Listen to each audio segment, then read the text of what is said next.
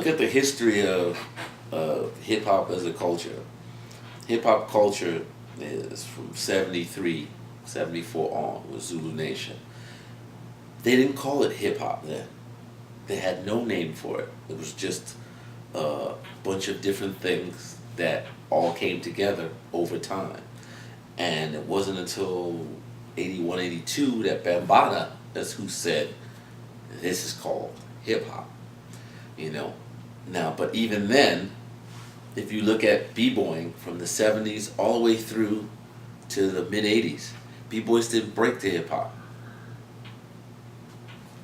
It's b-boy, break boy, dance to breaks. Never danced to hip hop records, hip hop music, hip hop beat rap records. And there was a time from the mid 80s till the mid 90s, very few people were breaking. During that whole time, from the mid 80s to now, is when we started doing hip hop. And the reason it's called hip hop is because we dance to rap music. That's all we dance to. If you played a certain kind of music, you got a certain kind of dance. If you played, breaks, what did you get? Breaking. You played electro or funk, what did you get? Popping or locking. You played hip hop, you got hip hop. If you played salsa, you think people are gonna start doing the Running Man? No, they're gonna dance salsa. It's that simple. The music dictates the dance, and the whole misconception, hatred, whatever, that just stems from originally heads didn't know what to do to rap music. They didn't know how to dance to it. Now the funniest thing for me is over the last, I say, 10 years, the last decade, is to watch now b-boys love to break to 90s hip-hop. But in the 90s, b-boys they wouldn't touch that music. They wouldn't touch Don't Sweat the Technique when it came out in 92. No b-boys were breaking to that.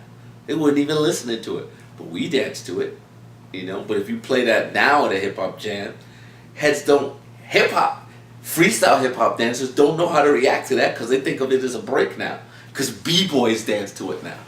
It's the whole mindset of I call it the box set, where this is the b-boys, this is the hip-hop dancers, this is the house dancers, you have the poppers here, the lockers here, the whackers over here, all in a little box so that you can understand it. It's, package it. It's packaged, so here, this is what it is, you're good. You're a b-boy, you gotta have, you have to have a t-shirt, a trucker hat, you gotta have, jeans or sweats and sneakers.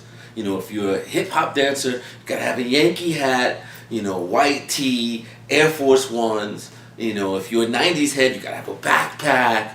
If you're a locker, you gotta have the striped socks and the Applejack hat. If you're a popper, Hush Puppies are a must. It's ridiculous.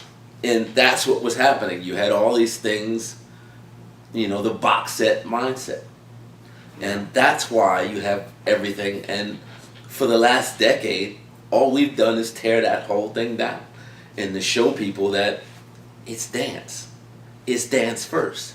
The music dictates what dance you do, but if you do one dance, you should be able to do all dance. What's the difference?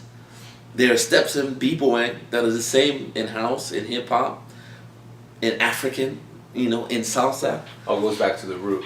Exactly, and that's my point. The root is we're human.